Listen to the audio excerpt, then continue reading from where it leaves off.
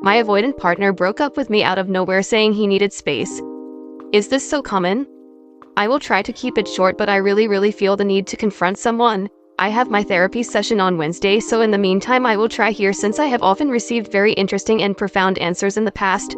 I just ask please to not offend him or me. This is not meant to be a contest of who is wrong or who is right. I just need to clear my mind at a very fragile time. My now ex-boyfriend, with whom I was with for 4 years, recently, 1 month ago, moved to another country.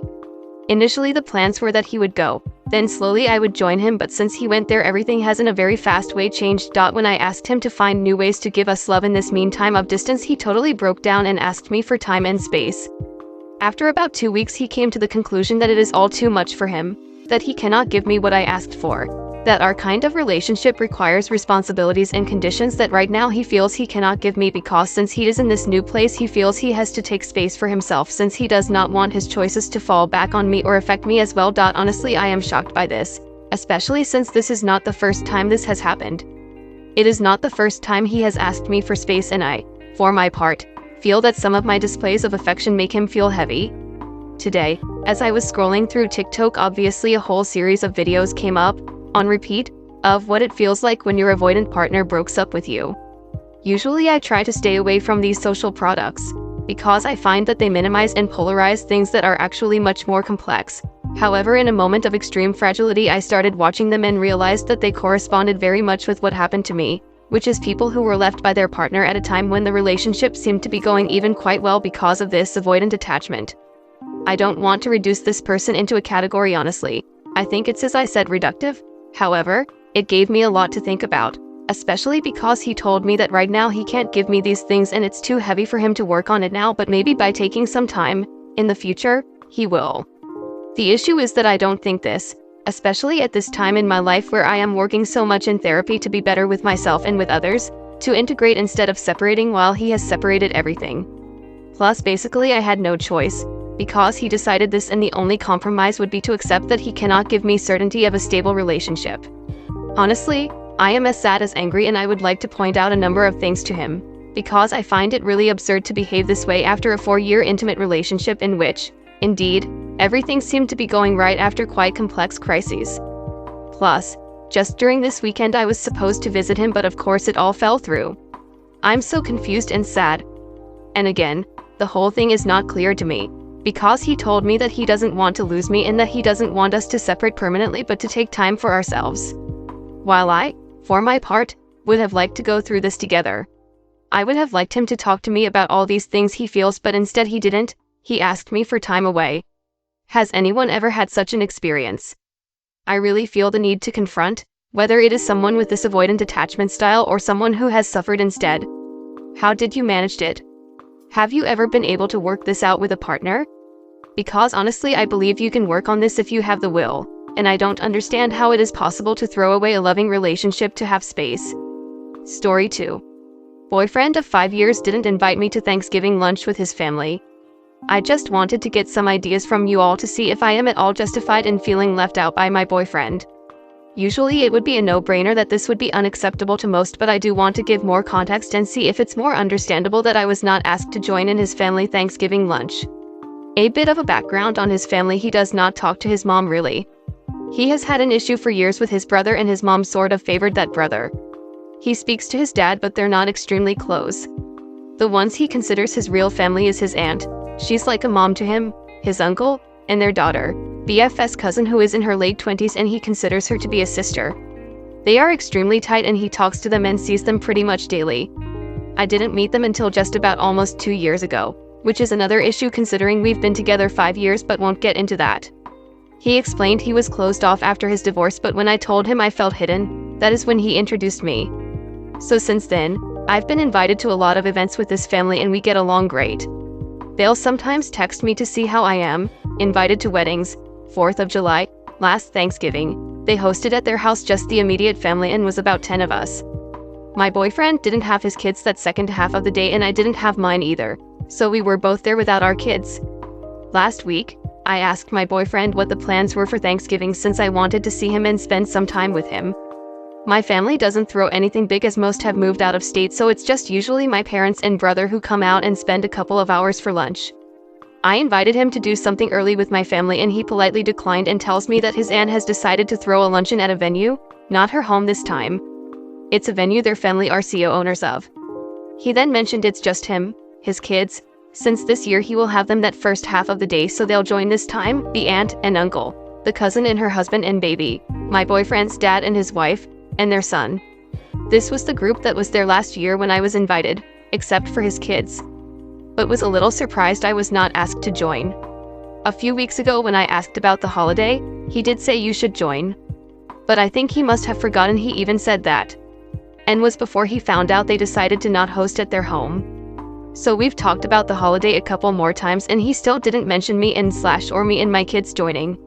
I get it's not his place to, but given we've been together this long and his family inviting me to holiday dinners, celebrations, concerts, etc., in the past, felt a little bad.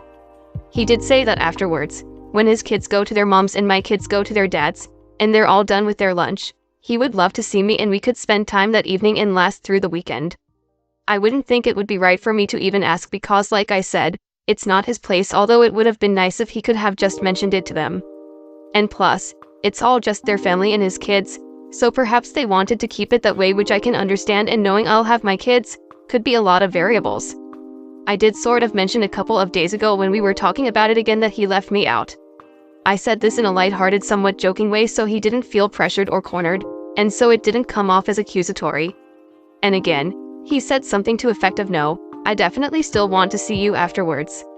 This is the first time in a long time I've had the kids for Thanksgiving. It true is I was with my kids and him and his family last Thanksgiving. But I feel after 5 years together, it should not be an issue having your significant other there, whether you have your kids or not. But perhaps he just wanted to experience that intimacy of being with his family and kids, since everyone is married, shares children, etc., and I'm essentially the outsider. Is this something that really isn't a big deal, or a sign of something negative in that I'm not viewed as someone who is that important? Story 3. She dumped me because of a trauma response. How do I move on? I know I need to move on, but I'm struggling. A few weeks ago met this girl who seemed like the girl of my dreams. She was creative, she was sex positive, she was affectionate, and she had a really cool story. I won't give the full details, but she was raised in a cult and had married one of the leader's sons. Her and the son had defected, and after a while realized they weren't really in love, so got an amicable divorce. I know most people would see that as red flags, but I heard that as a testament to how resilient and badass she was. We had a really good 2 weeks together. The chemistry was off the charts, things were great.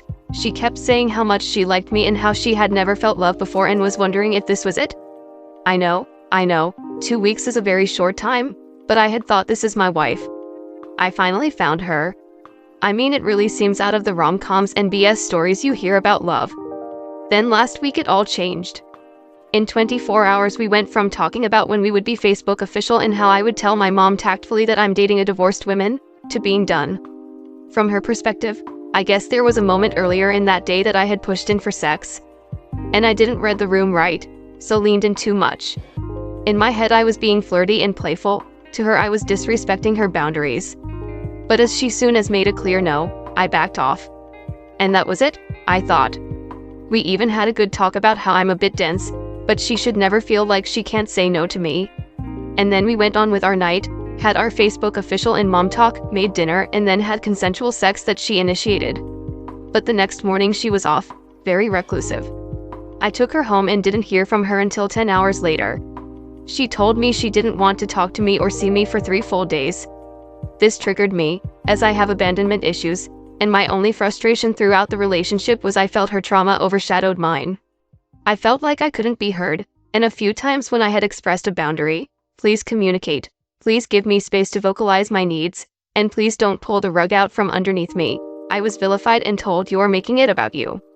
So at this point I said I couldn't do that, and if it was the case we needed to be done for my own sanity.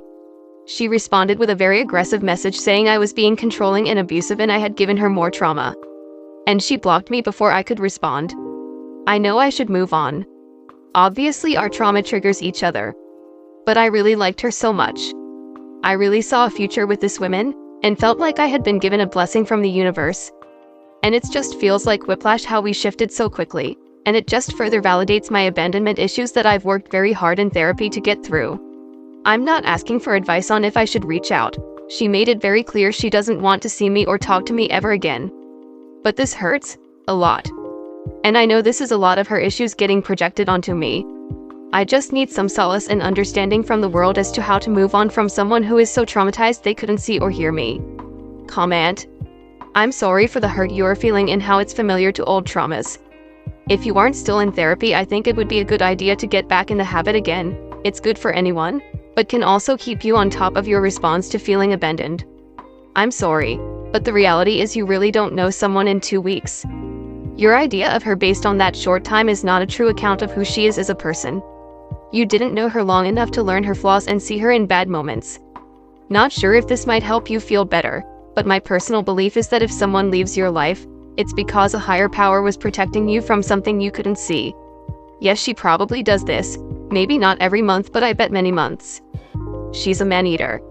Better than investing 2 years in somebody who's a more subtle kind of crazy. What a ride though, right? I think you need to step back and conduct a bit of a reality check. You knew this person for 2 weeks? I understand that you feel like you knew her because of all of your sharing, but come on. 2 weeks is not enough time to truly get to know someone. You haven't had a chance to see them around their family or friends. You haven't had a chance to see how they react to the usual stresses of daily life or major life events. You haven't seen them when they haven't slept properly for days, mainly because you have only known them for days. You are viewing this woman and your relationship, which feels like a stretch to even call it that, through rose-colored glasses. You aren't mourning the loss of your relationship with her, but the idea of her. You were with her for 2 weeks and couldn't give her space for 3 days? Rue?